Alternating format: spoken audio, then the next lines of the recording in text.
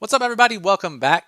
And the UFC betting markets are pretty confident in who's going to hold the championship belts Saturday night at UFC 328, but our predictive data model is actually saying that the odds are wrong for at least one of the title fights. In the main event, Khamzat Chimaev is a massive minus 600 favorite over Sean Strickland. In the co-main event, it's actually the challenger, Tatsuro Taira, and while he's been bet down throughout the week, he's a minus 160 favorite over the current champion, Joshua. So in this video, I'm going to break down both of the title fights. I'm going to let you in on which of the odds is incorrect. And then we're going to see what the data is saying for UFC 328. If you're new here, welcome. I'm Brian Jester, co-founder at Occupy Fantasy. And every single week, we run the UFC card through our 50-plus metric projection model to see where the data differs from the betting markets and public perception. It's that same model that has helped me win more than $500,000 on DraftKings in UFC contests. So let's see what that model is telling us for UFC 328. And let's start with this main event, Khamzat Chimaev, Sean Strickland. And we'll bring up the tail of the tape here between Chimaev and Strickland. Pretty much no surprise here. When we see that Chimaev leads in nearly all of the significant categories that we care about, these are the 7 metrics that we deem some of the more predictive metrics when it comes to predicting the outcome of a fight. So yes, it's no surprise that Chimaev leads in nearly all of them. Strickland, the striker, lands more volume, more significant strikes per minute. He's on the feet more often, so that makes sense. But Chimaev, higher significant strike accuracy, gets hit way less, obviously attempts way more takedowns, actually has a higher takedown defense, controls way more time, more on that in a second, and attempts more submissions per 15 minutes. It's easy to see why he's a massive favorite in this fight. A couple of narratives that I've heard for people who are betting Sean Strickland in this fight. Let's talk about them and see if they have any merit.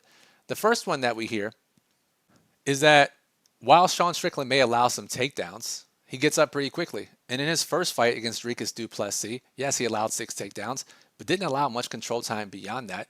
And yes, on the surface, that seems like a pretty good thing, right? But Khamzat finds most of his submissions and finishes in the transitions when his opposing fighters are trying to get back to the feet. We look at Chimaev's schedule here. Rear naked choke on Robert Whittaker was when Robert Whittaker was trying to build back to his feet. Usman was trying to get back to his feet, nearly locked in that rear naked choke. The Darce against Kevin Holland in the scramble. In his debut, John Phillips, not a grappler at all, but trying to get back to his feet, got locked in a Darce. The rear naked choke against Li Jingliang, that was just control on the ground. But many of the submissions that Khamzat finds comes in those transitions. In Khamzat's Dricus fight, Dricus du Plessis, by all analysis, was very safe on the ground. Held Khamzat tight, wasn't taking too many risks, did not want to get finished on the ground. It's a big reason why many casual fans called that a boring fight. Dricus just did not give Khamzat an opportunity to land a submission. I don't think Sean Strickland will do that. And if he makes this one mistake, Khamzat's going to jump on. The other narrative that we hear, or the reason for betting Sean Strickland, is the fact that he defended all the takedowns against Anthony Hernandez. The difference is Anthony Hernandez tried to build into that fight, tried to set up his takedowns, didn't really maximize his win equity, and it was basically Sean Strickland's fight from the jump.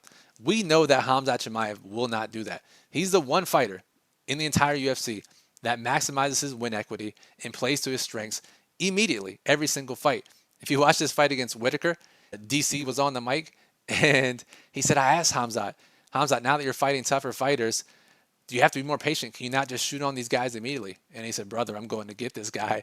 And what? In 2 seconds later, he got the takedown on Robert Whittaker. A pretty crazy stat. The person who has lasted the longest without getting taken down against Khamzat is Gilbert Burns, 54 seconds. No fighter has lasted longer than 54 seconds in the first round without getting taken down. That type of maximizing win equity is something our model loves. It's something you should love as a bettor. And we know Khamzat's going to do that once again. Don't be surprised to see him take down Sean Strickland nearly immediately. And when you have that type of edge, you want to get to it as quickly as you can. The other narrative that we've heard is the fact that Sean Strickland, if he can make Khamzat work, he can win the later rounds. We heard that with DDP as well. But Khamzat has actually never lost a round 3 or round 4 or round 5. Strickland has lost some round 3s, round 4s, round 5s. So I'm not really sure that argument has much merit. Let's go back to the tail of the tape, and I want to show you that control time. This is actually adjusted by our model, a little bit of a regression analysis for those of you who are into the math. His real number is actually 67%. He controls UFC opponents, many of them high level, for nearly 2/3 of every single fight that he's a part of, which is an absolutely insane stat. So if you're interested in betting Sean Strickland, the best way to do it is live after round 1. This gives you 2 advantages. 1, if he gets finished in round 1, you don't lose your bet. And I think that's pretty likely.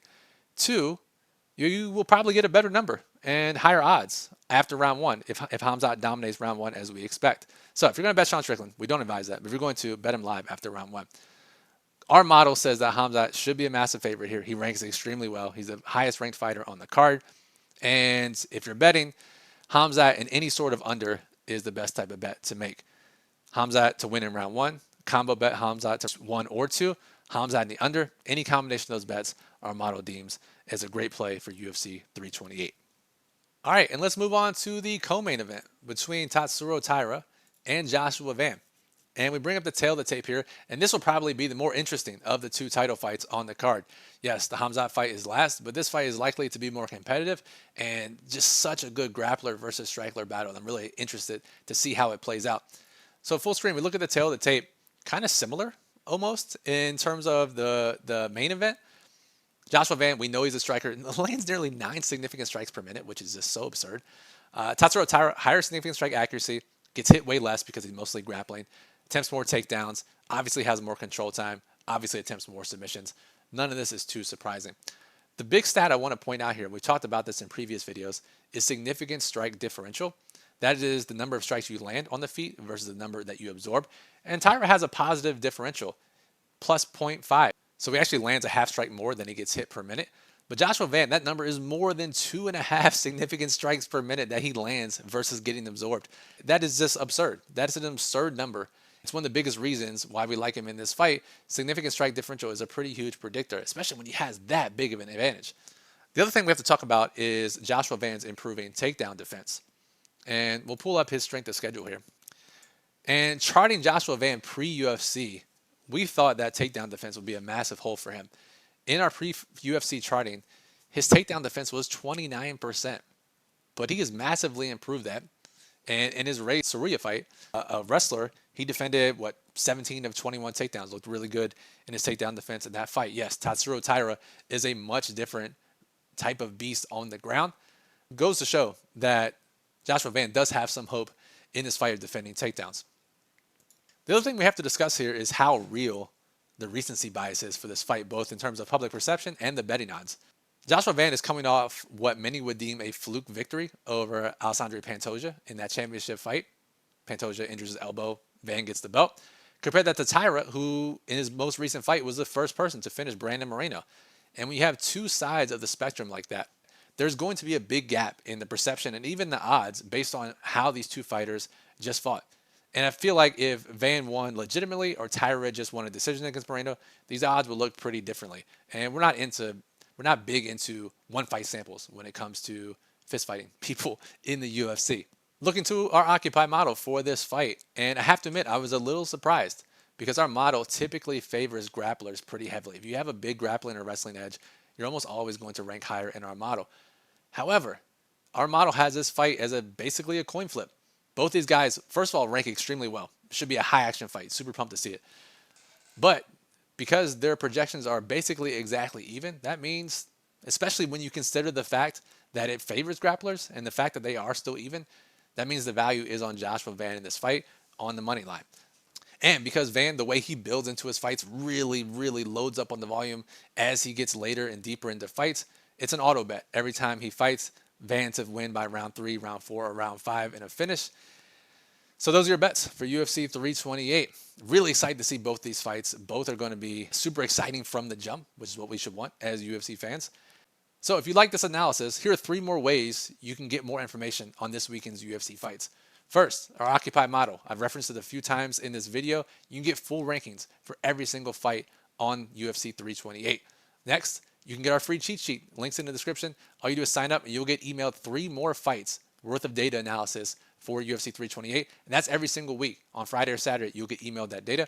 And then you can also check out our YouTube shorts here on the channel. We're analyzing 2 to 3 more fights per week. Really quick breakdowns. Good way to get more information on some of these other fights on the card. And on that note, up next, you can watch our breakdown of the Joel Alvarez and Yaroslav Amosov fight and how there's a really juicy prop based on the game plans and the strengths and weaknesses of these two fighters.